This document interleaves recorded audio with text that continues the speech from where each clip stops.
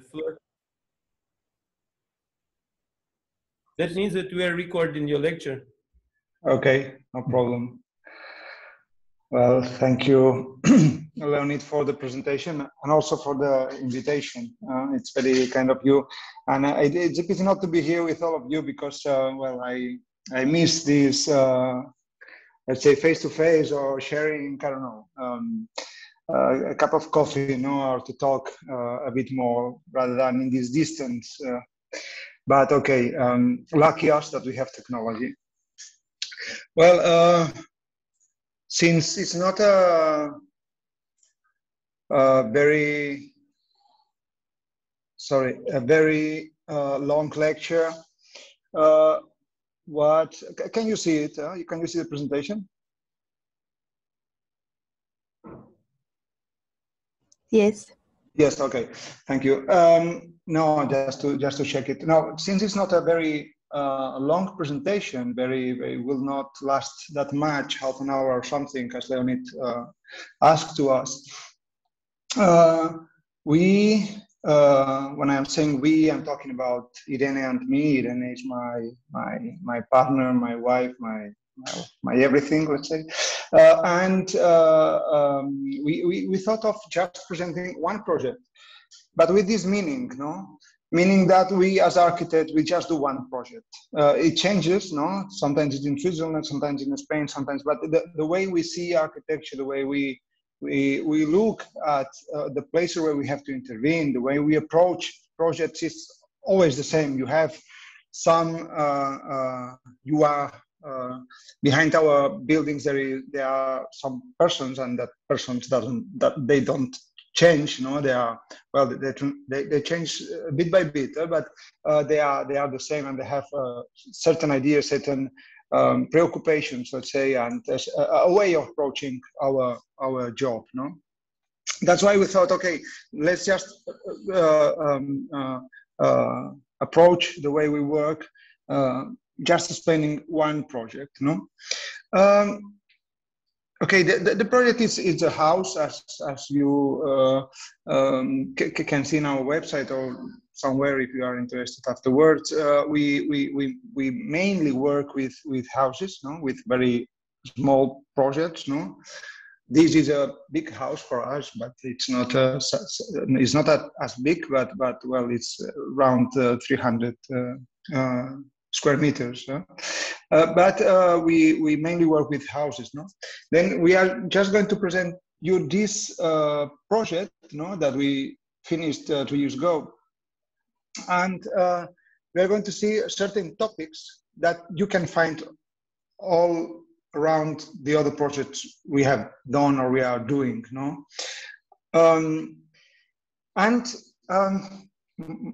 Most of these, all of these projects are somehow related to the place where we build, no? It doesn't matter if I say Switzerland or if I say Mallorca, it's exactly the same. What we try is to become, we feel that we are part of the tradition of the place where we build, no? The tradition comes from the Latin tradere, that means to bring things forward, no? To move forward. And tradition, in some sense, it's a long, it's a huge knowledge of a lot of things, no? Of the climate, of the resources that we have, of a lot of things, no? The tradition built up certain typologies depending on the place you build, no? Then to become part of this tradition, I think is an aim of our studio.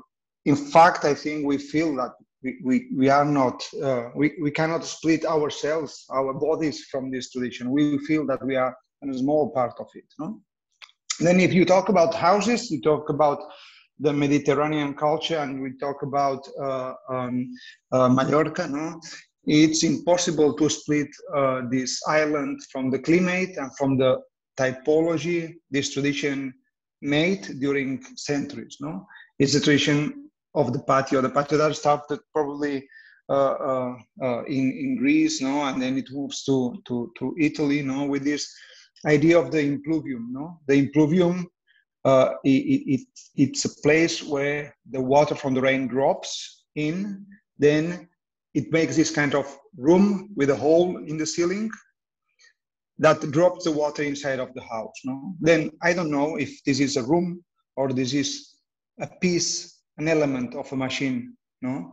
An element that links the house to the climate, to the place where you build. No? There is a resource that is not very common here, is water. Water is a very important resource that houses can have. No? But this room, this early room called Impluvium, moved to the north of Italy with these palaces of noble families, no, that used to be businessmen, no, along the Mediterranean Sea, where they built these wonderful patios with another, let's say, proportions, more representative, let's say, no, more in a higher, let's say, a standard of proportions of materiality, these huge stone pillars that they use, etc. No? However, in this sense, the room is exactly the same. In this case, it's representative, can be or cannot, but it's an outdoor room somehow. It's a place where you can have, depending on the site, you can have parties, you can have dinner, you have lunch, you can do activities, but it's also part of a machine. Here in the center, you also see the cistern that collects the water. Then it's part machine, part a space that you used to live. No? And this is a tradition adapted to Mallorca in the 17th and 18th century, where our businessmen used to travel to north of Italy, to the north of Italy, to the Lombardia. No? And they also brought back to Mallorca this typology of the patio, no? This representative patio. As you see, the section of this one reminds us of a half of a tube, no? of a canal that brings the water to somewhere. No? If we go in scale, we go up. No, we have this typology. It's called possession. Somehow means possession in English, no, but it's huge house in the countryside where people working the fields used to live, and there were different families around a very huge patio. No? They were building different volumes, units of a structure, units of volume, and units of family around this patio, this courtyard. No? It was growing around this empty space in the middle, no? That was surrounded by porches, by pergolas, by this kind of different types of outdoor spaces. No? There was a moment in the 20th century where some architects that they were defined as the critical regionalism, we could say, no, that look up to the place where they were building, and they were trying to bring forward, to bring to modern times these typologies, their materialities, these elements from the past, from the tradition to their times. No, in this case, is the Journalson house, no, the one I talked before, that we are going to talk later on, just a bit, or Marco Zanuso, no, in this wonderful house that is built around an empty space. The main space is empty, it's this center, no? Or this is not a house, it's in a school, but the school was, again with the system, you see, was an outdoor classroom where to do geography or physics inside this empty space, no? This empty space that in some houses transformed somehow into this kind of, let's say, oasis, no? An oasis or a room that some of the Nordic architects brought from the Mediterranean Sea with their travels to their Nordic countries. No? In this case, you have a living room, because this is a fireplace in the center of a patio. The only difference between the normal living room and this one is that this one doesn't have ceiling, then it's transformed into a patio. No? But every time related to this kind of wild nature inside of this outdoor space, no? An outdoor space that links you to the climate, to the climate you have in the Mediterranean Sea, no? But all along the same latitude in the world, we found these typologies of the patio built around an empty space, no? This is from another tradition because they have other, let's say, resources, in this case, trees that we don't have. No, we have a stone, we have clay, we have bricks, but we don't have that much wood. We don't have wood. We have forests, but we don't take the wood from that forest. No, then this is another tradition, but linked with our in this outdoor space of the patio. No, and what we what we aim to do is what Luca Gallo did with this photo from Procida. The photo was taken in the 60s, no? And he transformed this photo with a collage with something new, but built from old stuff, no? Built from this common sense architecture, but brought further. And this is the frame where I want to dig in to explain this project, you know, that we built in this let's say not very nice urbanization. No, as you see the urban condition is not incredibly nice, but it responds more to topography or to divide the plots at a certain size, etc. No? However, after doing this, let's say, zoom out approach with the culture of the patio, the culture of the typology, the culture of the tradition that we normally do, depending on the place where we build. No, we try to approach materials, we try to approach climate, we try to approach typologies, etc. No, what we do is another kind of approximation to the site where we build, is somehow a zoom in. No, this is the first photo we took when we visit the plot. The plot is this one here in the left hand of the street, no, with a, let's say, a wonderful view to the Palma Bay. This is the sea in front of you, and we were somehow lucky because the slope of the plot was facing south also. Not always happens. But when we were in the plot with this is Jaime and Isabel, no, the first day visiting the site, no, we pay attention of what was there, not only the views that were in front of us, but what was just under our feet, no? And as you see, we can define it as there were two main things, no? One was these rocks, no? This rocky terrain, very strong and hard terrain that we need to build on. And the other one is these flowers and bushes, all these kind of wild garden. Here you see different flowers, no? These are white, the other ones were pink, no? These kind of flowers, these are kind of purple ones, no? That smell different, no? That have different aspects, that flower during the whole year, no? And they don't need to water. They were there, they are wild, no? And they were already there in this wonderful garden that nobody has planted. It was there, no? Then is local plants plus these rocks that were there, no?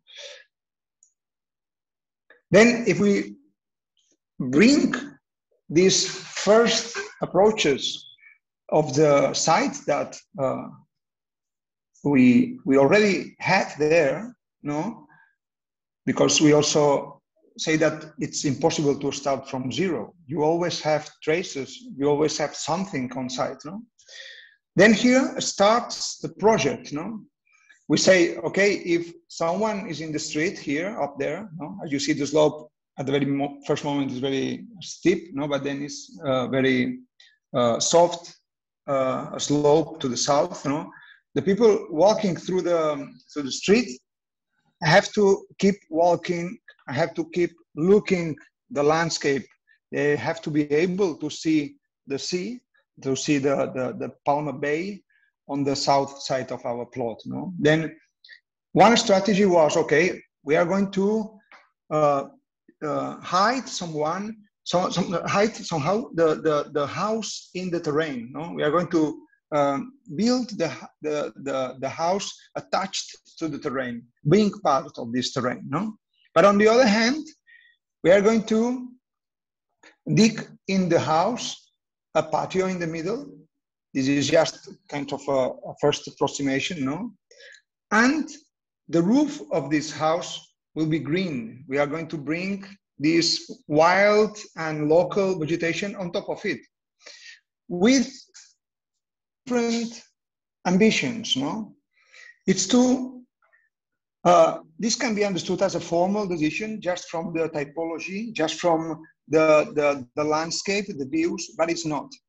You have to know that in Mallorca, we have a wind during late May till early October that blows from the sea to the land.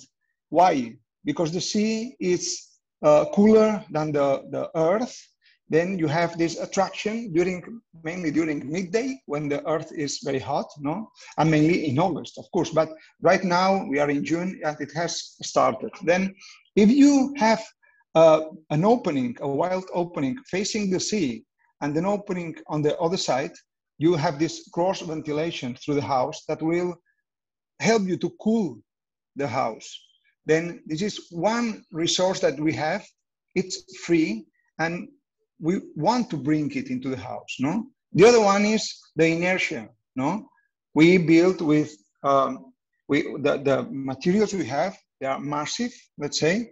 They are not, they are stones or bricks or whatever, no? But they are not isolating elements, no? However, if we build with these thick roofs, thick walls, you will obtain the inertia. Inertia means that the material hardly changes the temperature. No, then in summer, when the sun heats this roof, it will take a lot of time to be inside of the house. Then it never will come because it's cooling during the whole day. No. Then this is a plan of the roof plan of the house. No, here we have the street on top. It will always be organized as this. No, we have the street on top. South and sea is in the bottom. Okay, and we in this plan already we see some of the rocks that were there. No, and all the vegetation we were planning to plant and some of the existing trees and bushes around. No? Then vegetation, rocks, topography were the topics. No? And how we were facing the project from this topic of the patio. No? Okay, we could say these croquis were done afterwards, of course. Right? It is not part of the, okay, in 3 croquis the house is done, of course, no? But when you look back and you say, okay, we start normally saying, okay, if you draw a patio, normally it's in a square, it's a very simple geometry, you know? But that creates somehow a patio, but just, well, a patio is a lot, but I mean, just one patio. And we wanted to transform this patio somehow. We wanted to bring it forward, to obtain more from this patio, you know? What we said, what we start to work with is somehow to transform this patio in something different, a patio made of corners. And we start to push, let's say, the inner facades of this house to the interior of this patio in order to obtain different corners. And at a certain point, we saw that if we pushed the center of each facade, we were obtaining 5 different spaces, 4 in the corners and another one in the middle. And we start to say, okay, that patio could be interesting, but in summer, the sun doesn't have to heat a lot the interior of this. Then at the very first moment, we thought, okay, the central part of it perhaps can be covered. At this moment, I will say porch. Imagine a porch. No, then in this transformation, instead of a patio, we could have 4 patios and the porch in the middle. Everything is connected.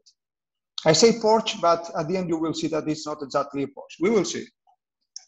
Then, as I explained you, in relation with this possession, this typology of the small volumes around a central empty space, this is how we started. No? Of course, these diagrams were done afterwards, and they link totally with the proposal. No? But of course, there is a fight to end up with this plan, of course, no? Then what we were thinking is, okay, we are going to do kind of a necklace, a group of rooms, a group of structural entities, no, that are organized around this empty space, no? But some of these rooms will look inside of this patio. They will be in this patio in order to create this, let's say, 5 different spaces, no? And a part of it will be covered. Okay, let's say porch. And this was a very first rough model. I don't know, in a very let's say small scale, is a very small model, no? But what we were thinking of, say, okay, each room can have somehow a different level in order to build up an artificial landscape. We know it's artificial. We don't want to hide the house. We want the house to be there, but perhaps we can make this kind of terraces, no, in order to go down from the back of the house to the front of it, no? Then, as I explained you before with this traditional example, we said, okay, each room will be an structural unit also. Then each room is defined by bearing walls. Then all these rooms, all these walls are there, and they define the interior spaces. At this moment, if you didn't saw any of the images before, you couldn't imagine that this is an outdoor space, because it's also defined by this structure around, no? Then the spaces are defined by the structure, no? What else? In order to have this thicker facade, more inertia, more introversion also, more relation in the patio, what we decided is to organize the services around the perimeter of it. And why the house has these, let's say, strange shapes out of it? Because at certain point here, for example, we have the technical room, we need more space, we push it out. Here we have a small toilet, more space, we push it. This is a bathroom, etc. No? And what happens with this is that when you see the house, well, it's somehow more or less 20-something per 20-something. I remember 23, 24 meters. For us, it's a huge house. No? Then instead of having just a straight facade, we decided to break it, no, in order to have some different plans, different shadows, no, different to break this long facade into 2 or 3 pieces, no. Then the house becomes somehow smaller, no. And this was more or less the plan that how it ends up, no.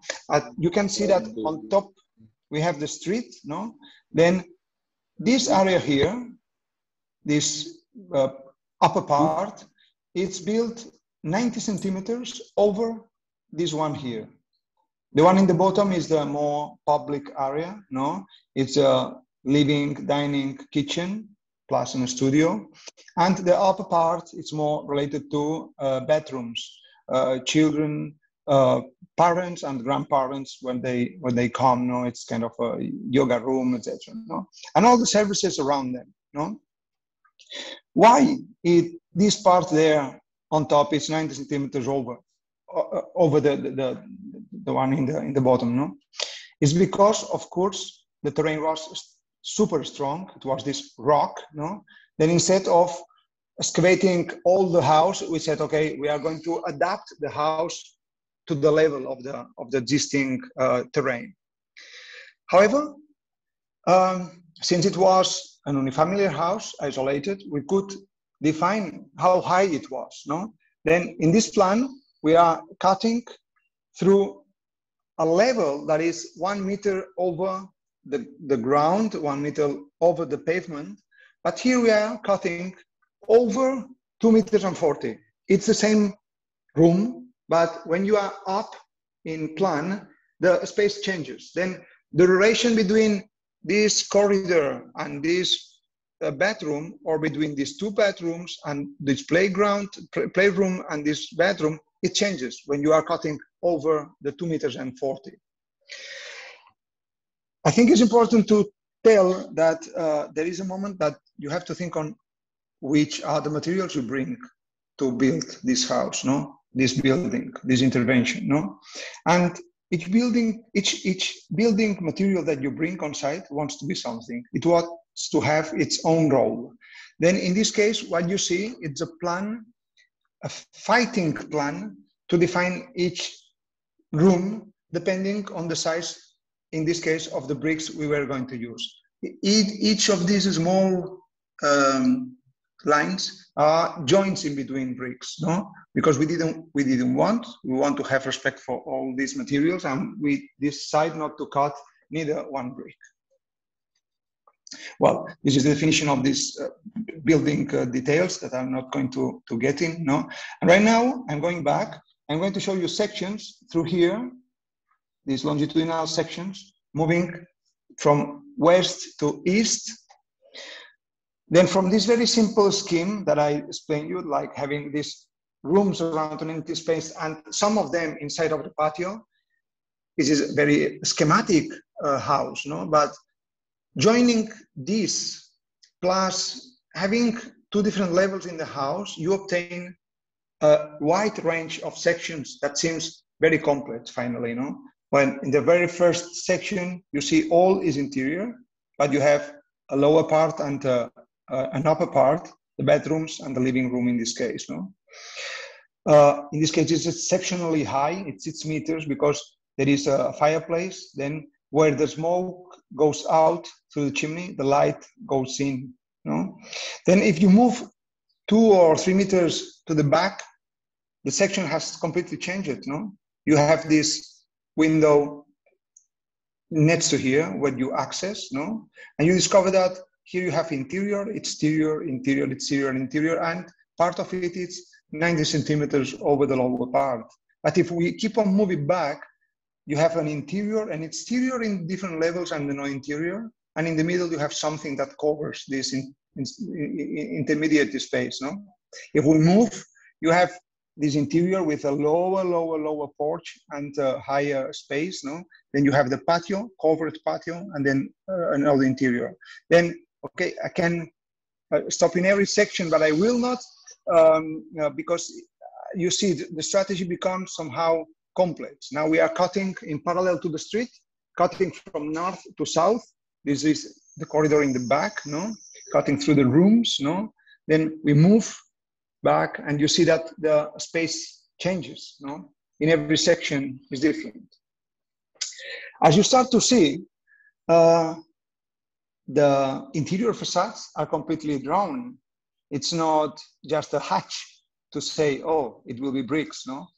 Every brick is drawn. Every brick is decided. Every brick decides the size of the room, no? Then you start to see lintels, you start to see beams, you start to see secondary beams, you start to see concrete elements, you start to see small holes here. What are they going to be? Bricks. You see that every building element starts to define this space, no? The interior space.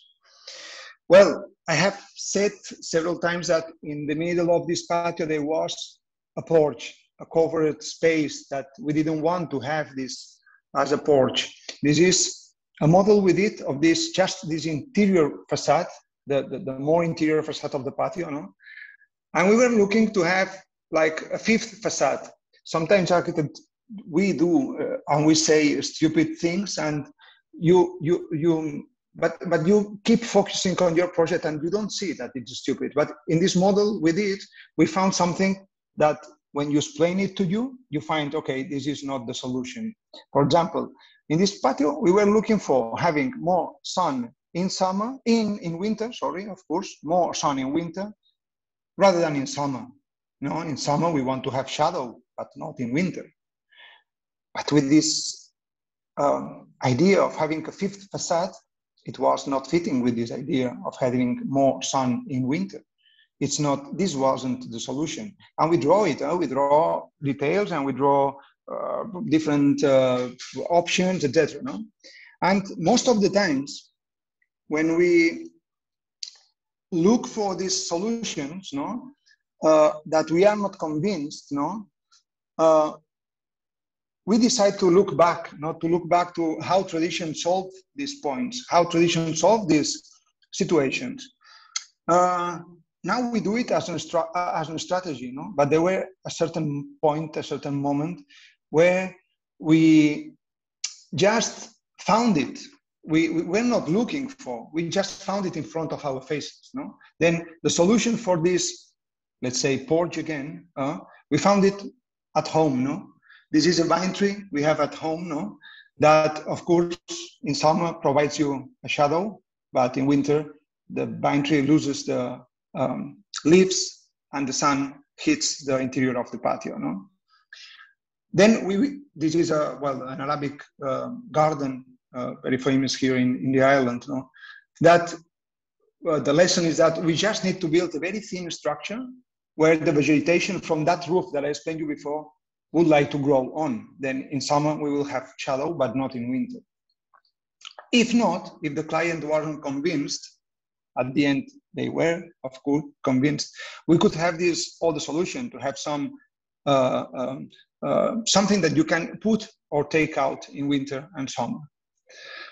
Because when we see all these examples from the tradition, from the history, from the popular examples, no, I never know if I love these spaces because there is no architecture, or perhaps because the architecture is as intense as possible. I never know, but I imagine having lunch with all of you tomorrow morning and in this space, and it's a wonderful ambience, it's a wonderful atmosphere, no? Okay, let's make a short break in the explanation to introduce a topic that I already have introduced, no? Is a topic that I explained you before, saying that every element you bring on site wants to be something, no? In this case, I joined a drawing from Sigurd Leverens, a Swedish architect, and a sentence from Louis Kahn. They never met, of course, but I bring them together, no? Leverens, at the end of his career, no, he built several churches, no, and in some of them he was obsessed with the bricks, and he decided not to break neither one brick, no. In another, in a very closed, let's say, discussion, very close to this drawing, Louis Kahn said that even a brick wants to be something. But not only the bricks, every material wants to be something. Let's keep in this break. This is the house that I have talked. This is the third time this afternoon. Sorry, I don't want you to be tired of this. But this is the Jornuzon house in Canlis in Mallorca. These are the cliffs, and then this is the sea. No, it's a house built on the cliffs. No, and this house is related to one of the projects we have seen today. No, that perhaps the program can be cut and spread on the plot. No. I don't want to explain you the project. I just want to pay attention to one element. We are talking about this sentence of Louis Kahn, even a brick wants to be something. I just want to pay attention to this very last room. This is a studio with a bed. Here you see the bed. No? This room is 3.20 meters long. It's 3.20 meters because it's built with sandstone and cold marés, and this sandstone is 80 centimeters long, and the room has 4 stones. Then it's 3.20 meters, no? Then it's a very small room. It's not that big, no? But in the middle of it, just here, you see this square, there is a column. What does this column do in this house, in this room, made of walls, no? It's a volume made of bearing walls, made of sandstone. But what is this column doing there? Let's move to another project. Again, Sigurd Leverens. This is the church I was showing before. Well, the crocus is from another church, but I was talking also from this one, no? This is the main space of the church, no? This is where the priest talks, no? This is where the believers sit. And in the middle of it, this double I letter I profile metal column is. No, this is a metal column in the middle of the church. No, as you can imagine, all these people here will not see the priest; they will see the column. What are these two columns doing inside of this wall structure? The answer is obvious. Even the column want to be something. Even the column want to have a role inside of the house. Even if the house is made of walls, then every element wants to be something. This is the T-shaped column from Jornudjon in Mallorca, and this is the T Christ column of Sigurd Leverens in Kipland in Sweden. That's why I introduced you to this topic, no, to explain on how we built this house, which were the main, I'm not going to go into a lot of detail, but some detail. The decisions that brought us to build this house in this sense, no? Well, the first layer, it's not the first we built, but the first I'll explain you. It's the outer layer, the outer facade. The facade has two layers, but the outer layer of the outer facade is built with cyclopean concrete. Why? Because during the excavation, we obtained a lot of stones and they were an obstacle. They were something that we need to throw away. We didn't need that. Then instead of bringing them to somewhere with tracks, with a lot of effort, we decided to build this kind of facade that we could consider it a deposit of stones, no? Then using the resources, not local, but ultra-local resources that we have, we built this facade and obtaining a lot of inertia, of course. Then if the outer facade is made of stones coming from the terrain, the local, very local terrain, the inner layers, inner I mean the inner of the outer facade, but also the inner of the patio and the inner of the inner rooms. All the rest of walls were built with bricks that were made with clay coming from the terrain of the island, built in the, well, the company is in the south of the island in a village called Felanich. But what else could we obtain from these walls? No, we could somehow furniture these walls in order to have somehow something on that wall. No? At the very beginning, we were thinking on having furniture made of wood inside of these walls. At the very end, you will see that it's not made of wood. This in the right hand just are references. No? We built it with concrete. But if we decided to build these rooms around this patio, I can only explain the project only in relation with the pavements. The typical pavement we have here in the island, it's made of hydraulic tiles, no? This hydraulic cement that builds this kind of carpets, you see, no? Then what we decided is to build carpets inside of the house using a very old frame, as we are going to see, but in a different way, in a different, in a more contemporary way, let's say. You will see later on. And what happens with the structure? If we have this rhythm of the bricks that made the module, the dimension of each room, the horizontal structure will be made of beams, but in a, that will make the interior more noble, let's say, in another scale. No? Then every beam, it's separated, has an inter-arch of 5 bricks. Then every beam is also connected to the dimension of the room and of the bricks, of course. No? And what happens when this structure of the beams gets inside of the patio with this, our intention of having this porch as a structure for holding just a green roof, no? Then in that moment, the structure collapses somehow, and builds up somehow an unfinished structure. This beam wanted to continue, but it ends up here. This one also, it's cutted somehow, it's collapsed in order to build something that will allow the green to grow on top. But okay, let's ask to every element what it wants to be.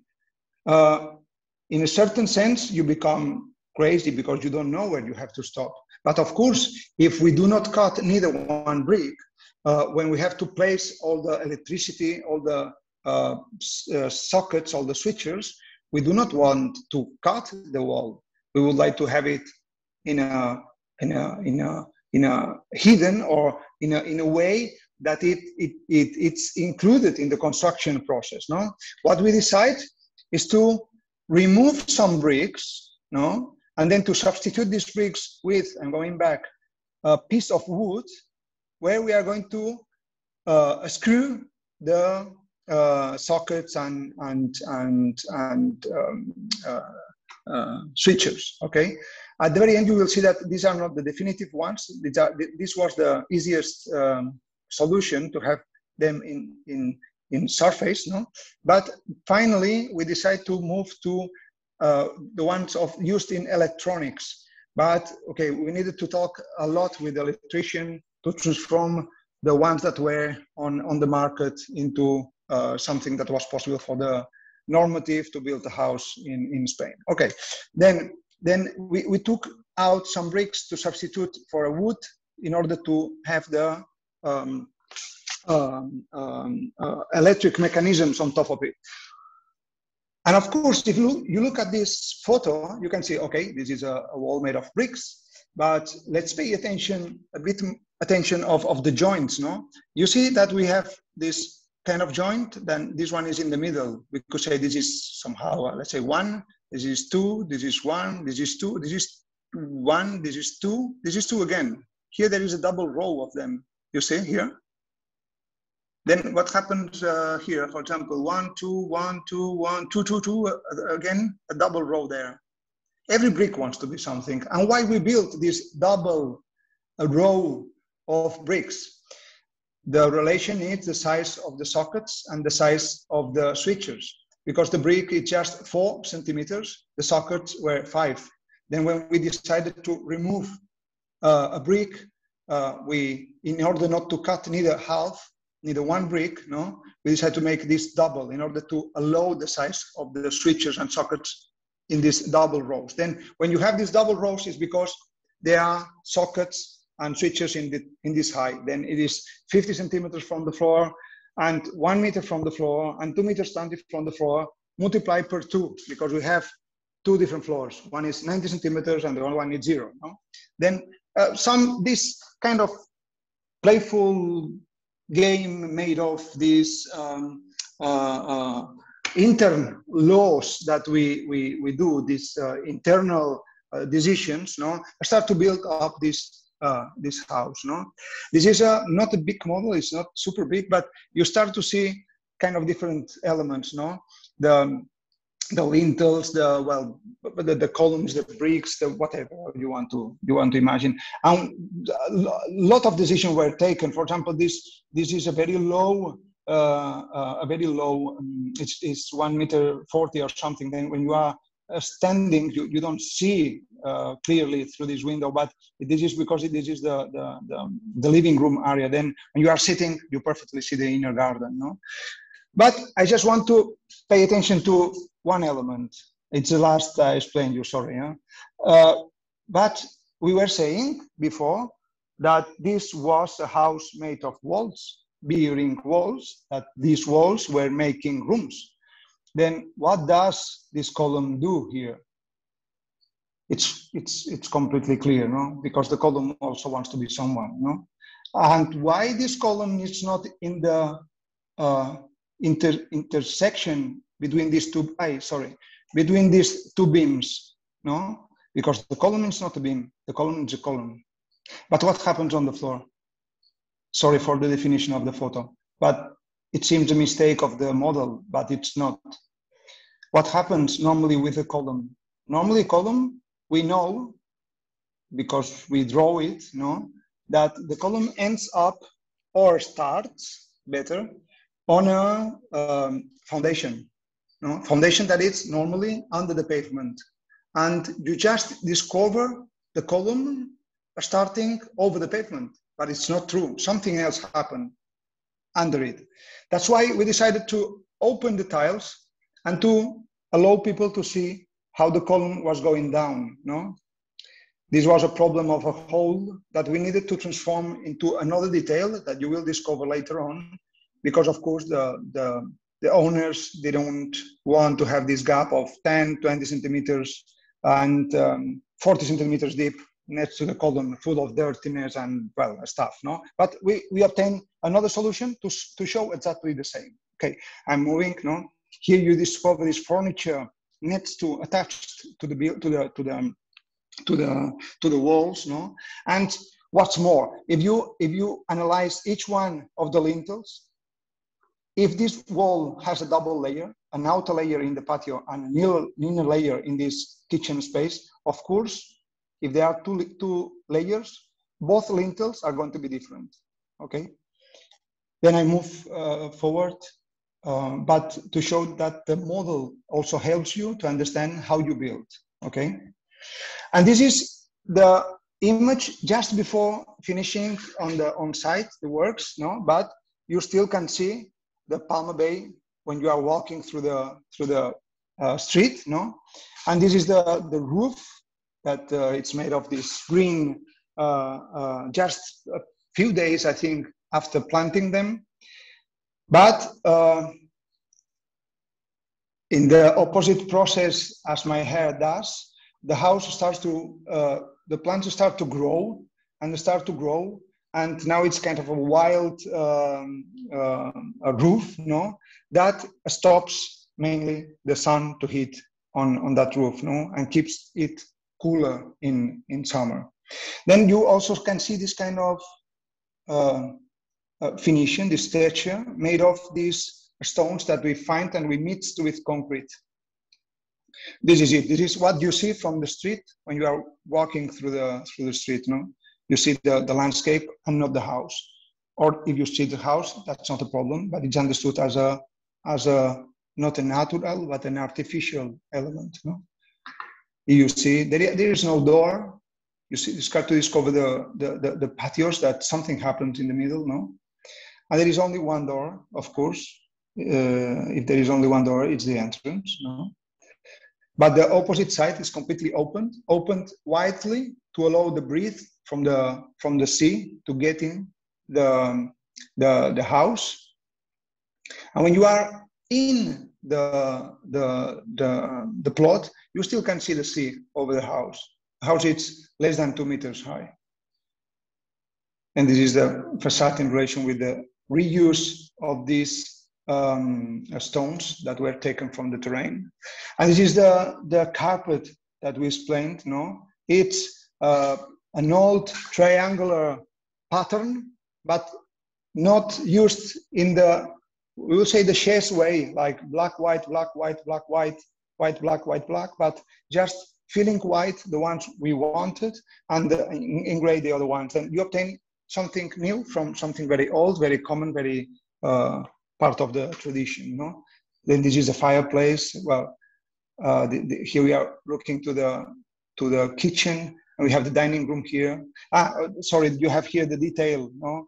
It's a more funny one, no?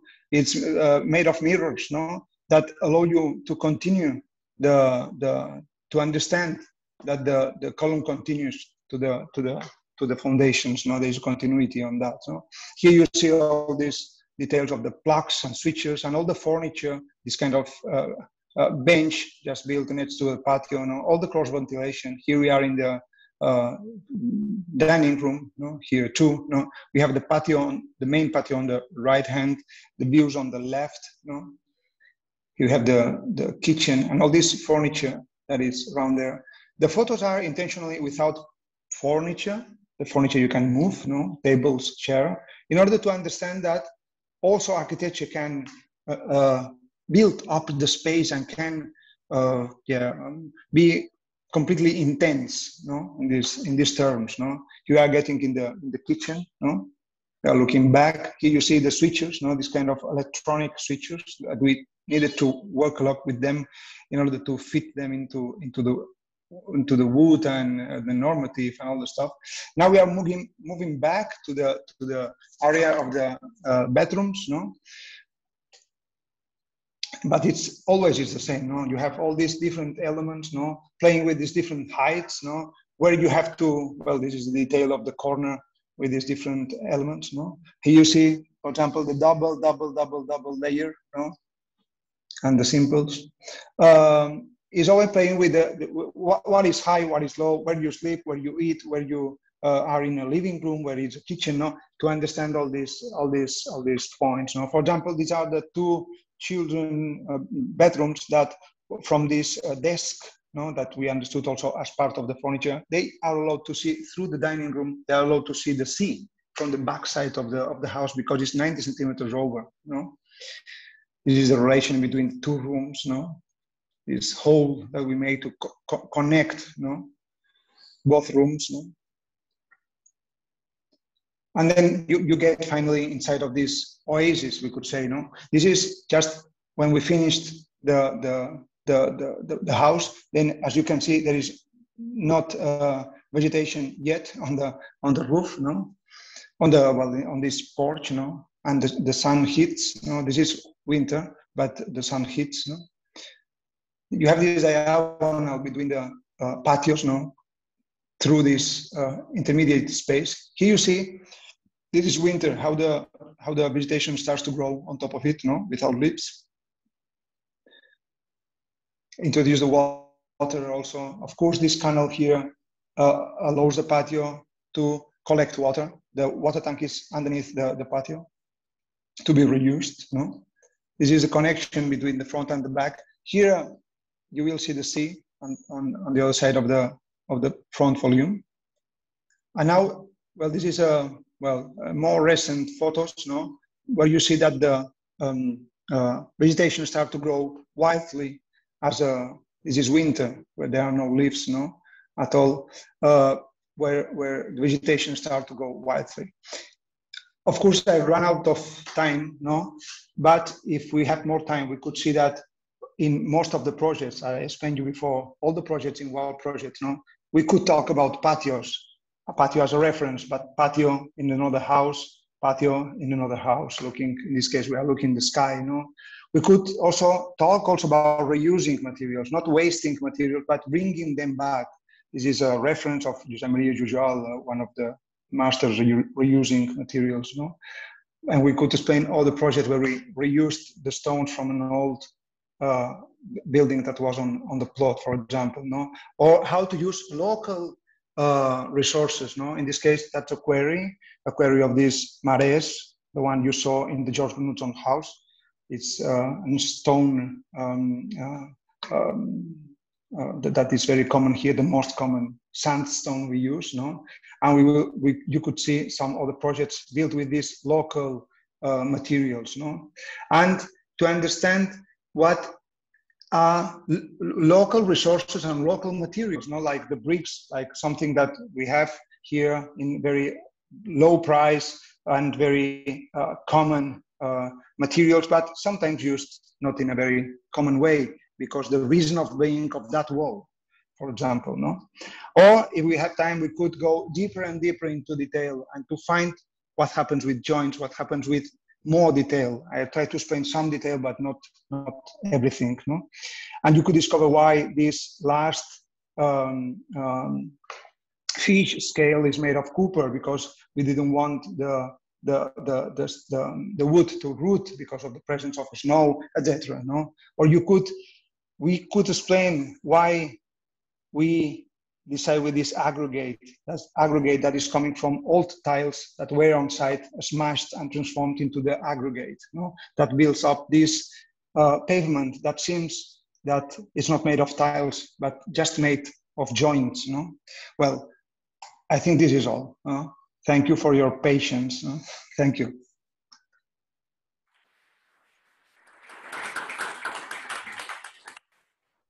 Thank you very much, Jaume. It's a very inspiring. It's amazing how you can present one project, one house, but explain so much. I hope you guys now see that you still have an area to grow. Okay, Jaume. Now, without will be very quick because Ivo, he has to travel today, and soon is the last train. So Ivo Barao from Barao-Hutter Architects, based in St.Gallen, Swiss Portuguese architects based in Switzerland. They worked for previously to open their practice. They worked in known architectural offices in Switzerland, such as Gigon Guyer and Peter Zutter, and in 2010 they have founded their own award-winning and competition-winning company called Barao-Hutter. Currently, they work on several medium-scale cultural buildings in Switzerland, and yeah, we welcome Ivo. And Ivo, feel free to do it, how to say, long, short, it's you know, okay. Your time constraint. I think, Jaume, you need to stop sharing the screen. Did you stop sharing the screen? Yeah. I think so. I stopped. Okay. Is it fine? Ah, wait. Let's try again.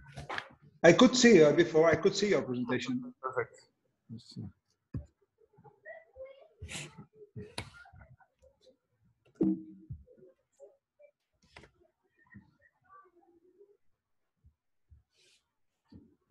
Still recording.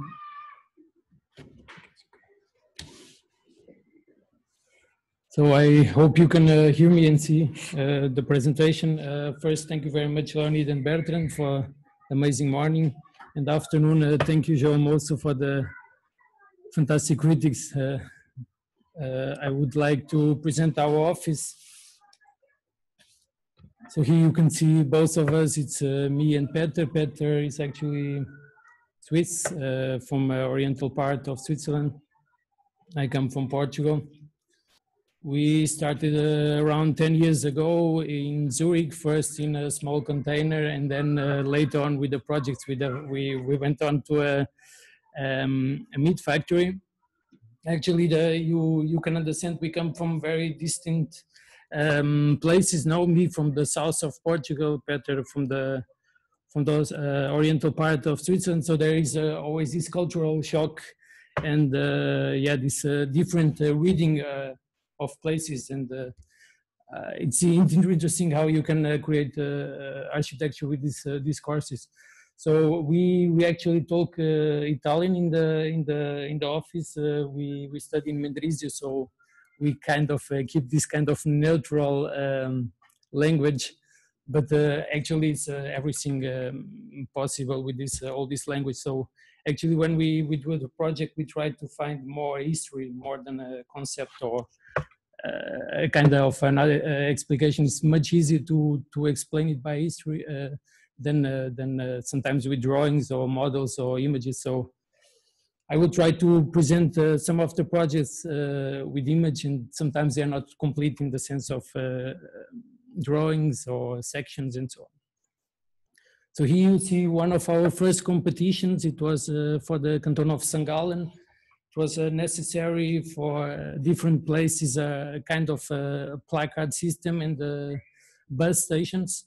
We came out with this solution of a metal plate, 25 millimeters, that is bent in one time with a big machine, normally machines that are used to form this kind of metal plates for boats. So the possibility of this material is that it adapts to all the terrain. So all the sections are possible with this kind of plate. You can even join them, you can bind them together. So this kind of landmark sculpture would kind of give a sense to a certain place that, so in a certain way you create kind of arcade in this place. For protecting you from the wind, we had this kind of big benches with side walls, all made in joinery wood. So no nails at all, just wood carvings and joinery. So it protected from these strong winds. Second competition we made after this small one, after we finished the university course, after 1 year of the university, we started doing projects together. It was this big competition for the Lake of Zurich for a kiosk. And what we made is this kind of huge pavilion. It was a kind of a big umbrella, as you can imagine. It's a seasonal building. What it happened, it would open almost like a butterfly or like a big umbrella, and you see even on the right side a bit what happens during winter and summer. So it was dealing with this kind of situation, how to make almost a kind of theater kind of structure over the garden, which would create this kind of easy relationship. Another project for Basel, for example, this kind of meeting place where all these persons of the community would meet in one place to play ping pong, to discuss various thematics from the quartier. So it was a kind of a new organizing element for Basel. It was a competition that we won at a certain time. So I present you 4 different projects, some of them in Portugal, some of them in Switzerland. This was a commission we got for the Trienal of Architecture in Lisbon, curated by André Tavares and Diogo Seixas Lopes. We were commissioned to prepare so to say, this kind of media or this support for the exposition in this CCB. Is a very big cultural building where many events are taking place in Lisbon. So actually this new exposition place that they opened for some years ago, especially for architecture, is actually a garage. So you can imagine the problematic of a garage. It's a huge space which is difficult to control, and also with the amount of material that you need to expose, becomes quite difficult how to dominate and to control the space. So what we did, so in the garage is naturally an underground place, so almost no light. So we worked with this kind of pillars. So the pillars gave us here important thematics. So what can we do this with these pillars? They are supporting elements. What we did is how we can remove space from this garage and win another kind of support for this media. So we actually work with this kind of with structures now that can take a bit volume and that can create or vertical surfaces or horizontal surface. So the thematic of this Triennale was the form of the form. So we kind of engage this thematic, what means form, what is the space in between these forms. So in the certain moment, this kind of big dresses now that took over the place becomes a kind of a ball. So you can imagine this huge garage becomes kind of a ball. So there is not a real clear order of seeing this exposition. You can go around, you can even create kind of diagonal relations between when you can go around and even continue the exposition through another course.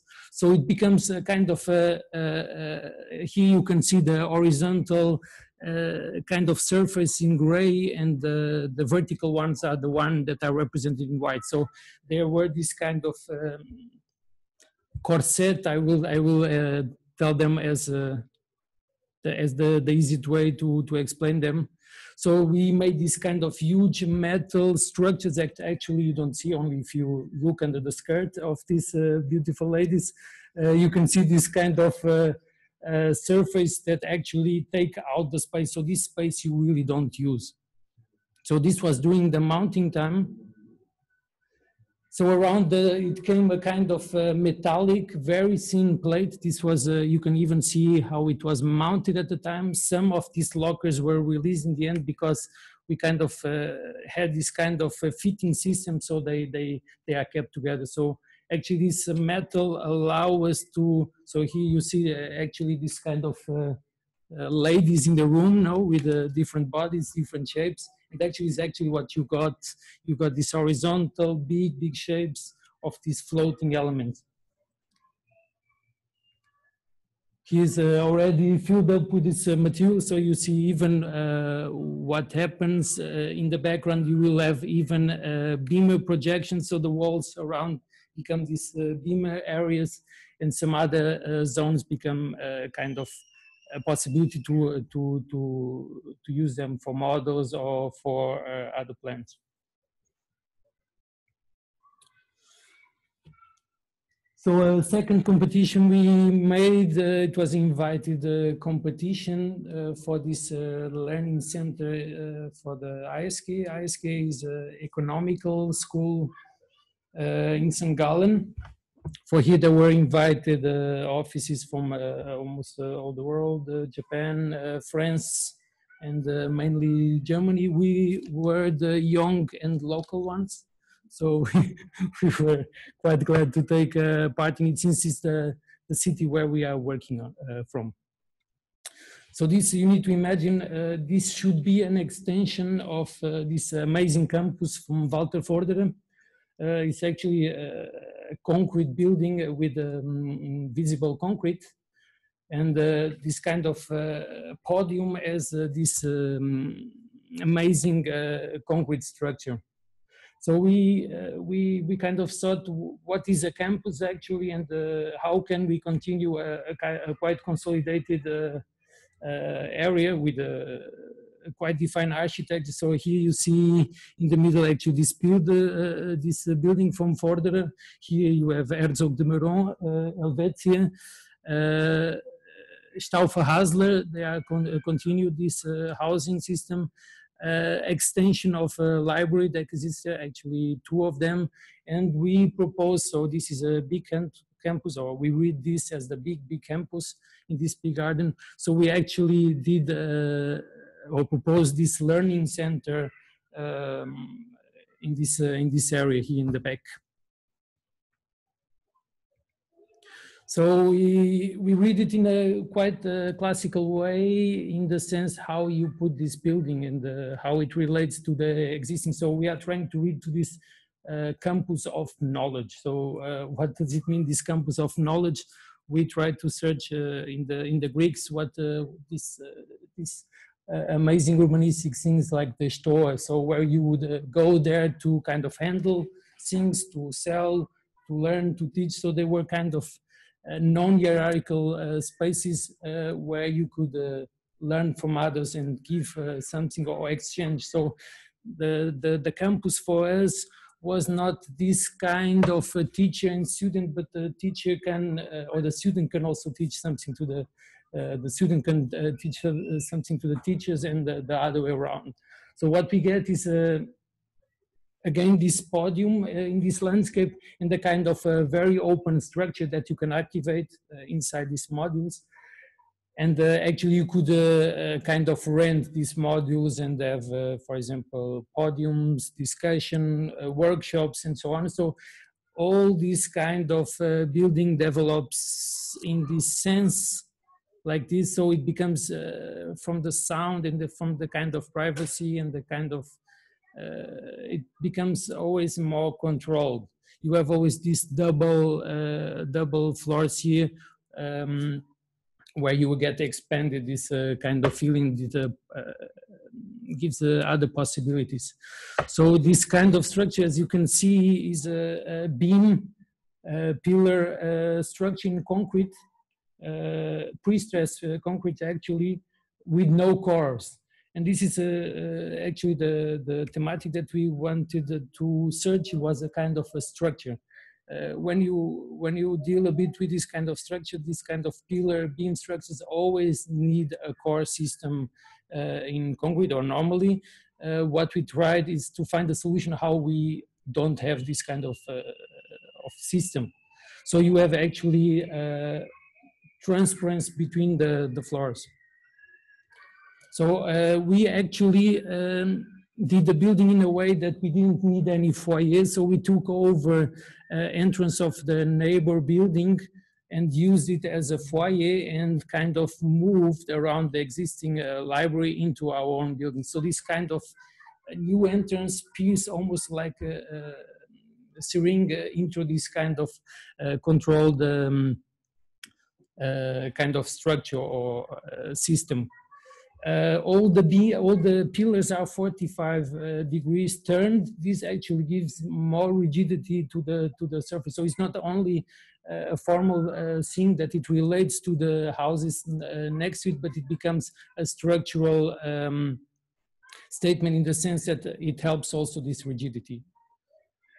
So we sort of this kind of being. So for us, this architecture is can be read as a building, as a body, and this body has parts and it has components. Now that they work in combination or in a separate way. So if we see a bone is not only a massive thing, but it has also a kind of core. And it also this kind of articulation needs these nerves to exist. So what we kind of made is exactly to define this raster and to create this being. So here you see actually how the air goes through these pillars. So in a certain point, you create this kind of divisions, but you create a being in the sense that you kind of combine this kind of two systems. So this kind of architecture becomes not only a concrete kind of architect, but it's a combination between concrete and this kind of nerves and cables. So metal and concrete in working together. So like this, what you get, and you can understand here, is a post-stress concrete method that you put in 3 axes, the concrete and the pressure. So this allows you not to have cores or this kind of staircases and so on. So it allows you to have in 3 directions a very, very strong system. So here you see a bit how these pillars are around 60 by 60, and in the middle comes a kind of air system. So it's an embedded system, and this allows you to not have, not even through this transparency, no technical elements. So it's a very delicate solution now to solve this. Naturally, you will have a kind of a fake floor where all these electrical plugs come. You can see in your own university, you need always cables everywhere. So this allows, or this kind of metal floor allows you to release this kind of problems. On the top, you have a kind of OLED system. This is a kind of a grid with a LED. It allows you a very uniform light, and it allows you also to turn on or to dim as you need this kind of structure. With it comes also a possibility to project, and that you have this kind of projection elements. So here you see a bit how the structure is made in this kind of transparency. All the staircases are in glass. You can see the staircases and the lifts and so on. Here's, you see what it could be one of these workshops. So you can even release this kind of blinders now to project stuff, to show stuff. So everything is very irregular and it can be changed as you want. Here's a bit the view that you get. So actually this kind of pillar beam system becomes almost a new order of so you have the Corinthians, the Doric order, for example, Doric, and then actually with this system you actually create a new kind of order by cutting these beams in a certain shape. So it becomes quite a Greek or let's say classical language, so to say, that is put it out in another way. So here you see actually how this element goes around the existing library building and goes into this new house. And these are some views of some of the office spaces, quite transparent ones, and actually you can see always what is happening. Here you see on the floor these 60 by 60 metal plates. So it's actually all the houses based on this raster. Now the project is in Pico in the Azores. We land as Jome also in the islands, not in the Balnears this time, but in the middle of the Atlantic. So you need to see here Portugal on the left side. You have Canada. We are going to this zone here, 9 volcanic islands that are called the Azores. There are 9 volcanic islands, and one of them is Pico. So Pico is this one. This is the highest mountain in Portugal. So from the zero level is around 2,300 meters. So if you count towards the very bottom, we are almost near Everest. So only that you see which kind of geology is here. Actually, this is a vacation house for me and my wife. Pico is especially known for whaling. So the people there live basically from whaling and from the wine culture. So this huge kind of, this island is filled with walls, volcanic walls. Some of them quite thin, some of them quite massive. They did it in a way to protect it from the salt and to being able to produce wine. So this kind of material that is there, and you need to control in order to live from this place, because you are quite far away. You actually do it by cleaning the lands and use this structure towards your profit. Azores, over the times, you need to imagine, in order to arrive to Europe coming from Asia, you need, if you sail and if you know something from sail, you would need to go to the Azores because of winds and currents. So actually it was a very important point during the discoveries, and you could actually refill with the citrus, with food, with water, wherever you need, to enable to return to Europe. Over the time, with the war, these islands gained another importance because you could not travel from, or you could from Canada from certain points, but you would need to make a certain stop in the Azores, enable to arrive to Europe. So during certain time, and still nowadays, the American presence is quite present in the Azores. So actually I bring this image, that this was kind of a base image to start with this project. So this kind of technical new volumes and sometimes even buildings, they collide sometimes with this rural and very primitive and almost without history. So this kind of project becomes a blend and almost a kind of fantastic being. So I like to explain this project based on a book that I read, and about Rapa Nui. No, it's also, they also lived in this Easter island, and what I like from it, they saw it as a boat. So this island was a boat that was traveling in this huge sea. So I like this kind of idea of going and to have this distance to arrive to this place and to read it as a travel. So this place is not a place where you arrive, it's a passing spot where you continue the travel also back. So it's just one of these projects. So the red parts are actually the last eruptions. The house, or this adega, is a place actually to control the wine field around. It's over, you can see the adega and the mountain behind and the kind of cliffs. So it becomes a very geological thing. So this is a kind of topography that you can expect, very dark, volcanic, shown almost sharp shaped, no?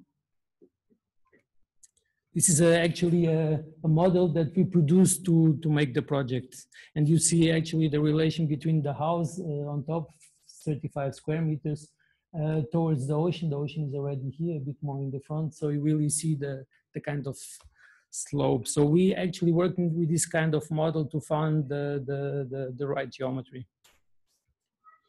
So you see here, you can park here downstairs or even on top, and then you need to make a kind of procession until you arrive to the top, to this kind of cockpit kind of space. These two space projects, one more extroverted towards the ocean, and another more introverted, belonging to the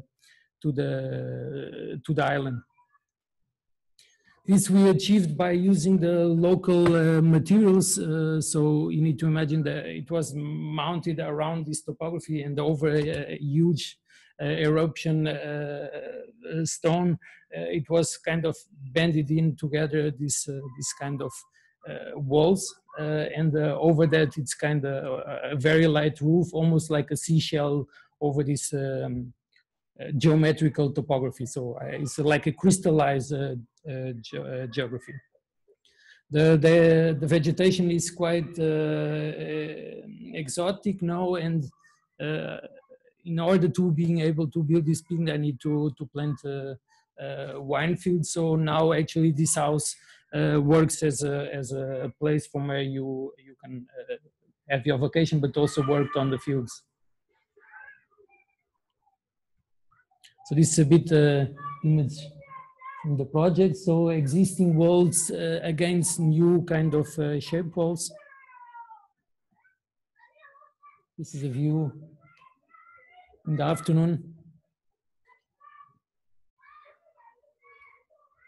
So you see pavements and walls are working this way with the existing stone. So it's a material that you can reuse many times. You can use on the winery walls, you can reuse from other buildings. So nothing gets actually wasted. This is a huge puzzle. This is an amazing thing what you can do with stone. Over it, there is a light wood, cedar wood. It's almost the same cedar wood as Japanese have.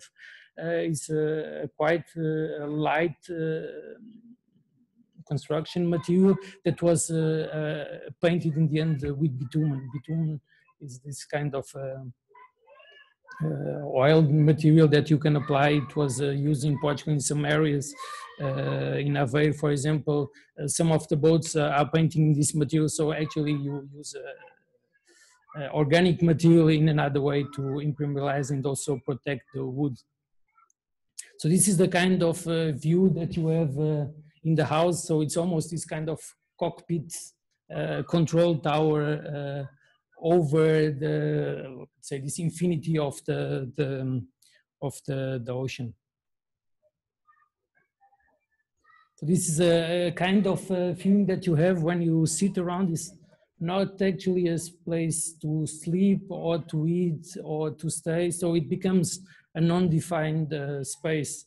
Actually, you sit, you give yourself the luxury of not looking into the ocean. So the beautiful thing, when I sit with friends there, I look at them and I look through them into the ocean. This is a more beautiful thing, that I look through my friends into the ocean, but I don't look especially into the ocean. So actually, this is what you see in the, it's a bit a dark image, but you look, when you look, or when you stay around, you actually look into the core of this building. And it's a bit like the first image that I showed you with this kind of big rocks now. So it's actually a monolith. It becomes a kind of a biombo now, but it's like a object. This wall becomes an object of adoration. So this is a bit the kitchen. This is actually my wife. These elements where you touch, or these kind of holders, they are actually made of whale bones. There is a huge, or there were at the time, a kind of artisanal workshops that make this kind of scrimshaw, this kind of painting or drawing or engraving paint into this kind of bone. We were lucky to find someone that could make us really big pieces that are still available from this whalebone. So actually it's a dying kind of art, and actually the last piece that you get is or in the terrains that they somehow find some bones, or from other kind of bones that come from outside. So this is actually the view from the most internal space from this shower room. Is actually a cavern in stone with no light. And actually when you close yourself and you take a shower, it becomes kind of a cave, and you hear really all these water drops.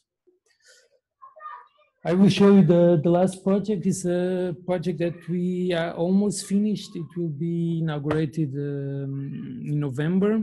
It's quite a long process, 8-year project for a theater. This is a renovation of an old riding hall from the end of the 18th, beginning of the 19th century. So you need to imagine a huge hall for the military. Actually, it's one of the less military places in Switzerland where the military is in the center of the city. And at the time when the importance of the horse in the military, this actually was a quite used space. What you see is this, you need to imagine you are kind of that big. So it's a huge hall that is topped with a very beautiful wood structure. It's actually the building on the doing already with the polishing of the pavement. So you can really realize how big the persons are towards this kind of light wood structure. So it's very beautiful how this wood structure is just connected with these metal elements. So you need to imagine now with the renovation of this riding hall, the riding hall loses kind of sense. Actually, it's always very problematic, and this for us, since we are working with the renovation with old buildings, it's very difficult to adapt a function, for example, a riding hall that is especially for horses, into a theater. So normally I would say you are insane when you do this. It's completely absurd. In this case, the volumetry of the space allows us to have concerts. So it's the perfect volumetry to allow for a concert situation. So in that moment, and departing from this, we can start making a seat. So in the sense to protect this building, we kind of created 2 big concrete volumes on the 2 extremes. These volumes are a bit like Mecca stone elements, so they are these black adoration elements that are put in the inside of the building, and you cannot really tell were they here before or were they here later. So this kind of strangeness, it's part of the scenography of this house. So here you see on the left side and on the right side, these big volumes. On the ground floor, you see actually that there is no main entrance. So all these doors are possible entrance for the future. So you have this huge space in the middle, which you can change. So it becomes a bit like a trumpet. It becomes like an instrument that you can really adjust. So the foyer is actually an element that can move based on the dimension of this theater and orchestra possibilities that you have here. So the beautiful thing is actually that you create a kind of a theater or orchestra or cultural space where you don't have a kind of not even a stair element, you don't even have a difference between the city level and the city. So you really enter in the building without this kind of division. So it becomes an extension of the city. So here you see actually these big windows that we made. So you can even bring these theater elements and the scenarios. And actually with the old house, you have not only insulation, but also acoustic problems. So here you actually see this new kind of shading elements that are not only shading, they are also here for the acoustics, so you don't hear the outside space, not about even the sound that you create in the interior, but the problem of the sound into the space. So here you see some details from these huge metallic doors. There is no illumination in the side of the street, so these kind of door handles mark you these doors. Here you see more or less this will be the new level of the concrete, so you will have really this direct entrance. And here actually you see the section through the whole building. Now these two big volumes with technical floors and all the wardrobes in the space. Sorry. In the middle, as I told, this element, this tent that can move place. So you enter in this kind of textile room, so you don't really realize where you are, and then you enter in this kind of structure. The whole building works with a kind of zigzag, I mean, with these massive walls around 60 centimeters thick of pigmented concrete, 6%, and they have the function of reflecting, or they have an acoustic purpose. They are, and the shape comes out of this kind of formworks of 1 meter that you use. So you will see a kind of changing of the proportion, and also a step back.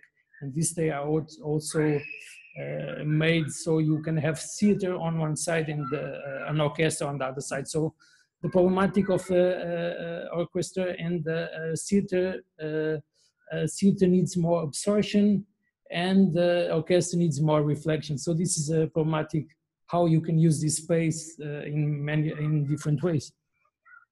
So here you see how complicated are these space and the technical features around it. Here a bit more detail.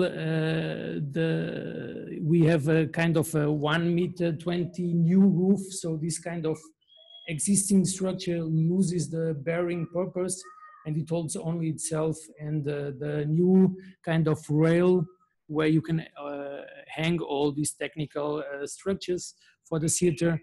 So it works almost like a train. You can move them wherever you want. So it allows you the maximum efficiency of the space. The wardrobes behind, and open toilets. Behind, it's everything connected to a metal staircase. So you see here how these walls are formed. Now you have this 1 meter raster, and then on top kind of a bigger raster. This allows you this reverberation of the sound.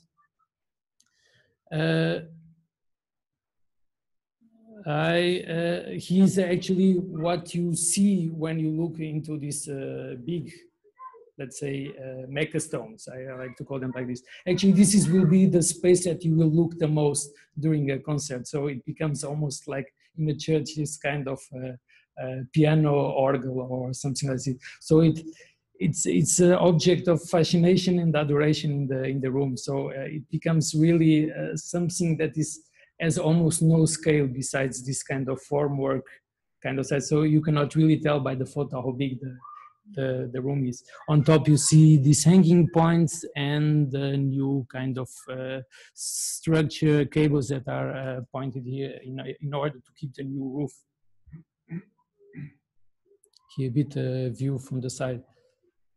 So actually these are some themes that we almost kept. We redid them. So before they were used for the horses, so the horses don't get hurt hitting the walls. And we reused this kind of borders in order to put all the ventilation. So every technical cable, every ventilation comes through the wall and goes down and then back up and is sucked behind this building. So the hair makes this kind of circles.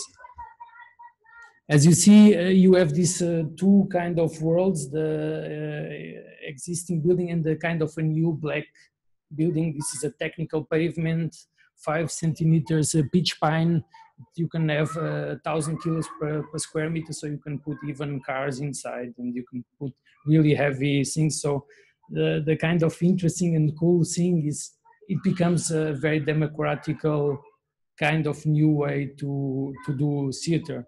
So actually this kind of rethinking what is contemporary theater, how the visitor or the spectator towards an actor, this kind of relation. So you are both entering a kind of backstage. So the whole thing becomes a backstage. There is not like Tony Garnier amazing staircase where you can show your dress going up. So you enter into a kind of collision between artist and visitor. So this is, it becomes this kind of theater experience becomes more near.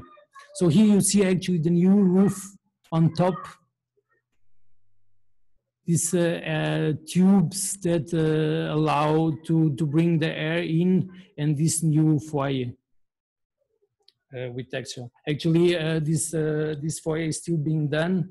This is how we are dealing with these problems. Actually, these curves are quite difficult to plan because we have many layers of textile. Each textile has a certain frequency for the sound, so some are for higher, some are for lowest frequency, and actually you can only draw if you hang a chain. So it's actually a chain curve what you get. So this is what you can do. So you can even turn this shape more apart. So it becomes a bit this inside rooms a la Schinkel. Schinkel is a German architect, maybe some of you don't know. He worked with textiles in order to create rooms. So it becomes really this kind of new space inside of existing space. So again, we are working with thematic woods, concrete, textile that are common materials in a theater. So here is actually what you will see, this kind of overlaying of textiles over each other, this kind of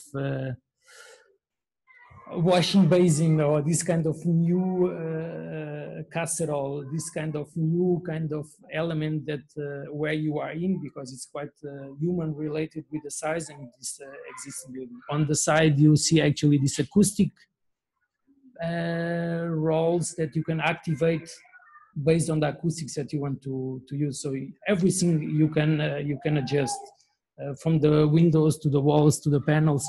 And here you see also these 4 tracks where everything hangs. So here you see actually the problematic, what does it mean to build a 1.20 meter roof over an existing building? Since the building is highly protected, we needed to keep this kind of level, which we kept. And by not wanting to have a kind of wall over another roof, what we did is we changed the position of this water kind of structure. Is a huge and long copper element that receives all the water. So it becomes from far away almost like this Greek building with a huge frieze. So it's becomes not only this water element, but also a new order in this building. Here you see how the water taps are done. For example, in the room, they are very thin elements. It's not so clear maybe in the image. They are very, very thin blocks, shiny elements in the room. Inside these concrete blocks, everything is made with acoustic concrete blocks, so you can activate and reduce this kind of reverberations. The artists have a kind of metal staircase, also working with this thematic of the folding.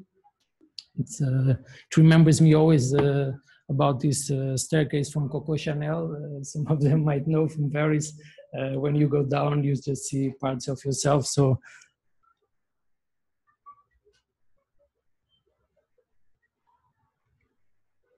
And even all the building becomes a provocation. It works constantly with this thematic of the zigzag. So actually, you can imagine it would be for sure very thematized, because all these divas, when they arrive to this kind of a place where you can paint yourself, you cannot see yourself because the mirrors are put it with an angle. So when they arrive, they cannot see themselves. I imagine some of them could even scream. So here you see a bit this ambience of these common spaces where you can paint or prepare for these events. And you see actually these textiles again in this hard content towards this metallic, very delicate and precious things in these very black tone rooms. So maybe one of the last images of these spaces with these metallic wardrobe tables. So maybe you will, some of you will have the opportunity to see from October in Aro, one of the events. I hope you enjoy it. Thank you.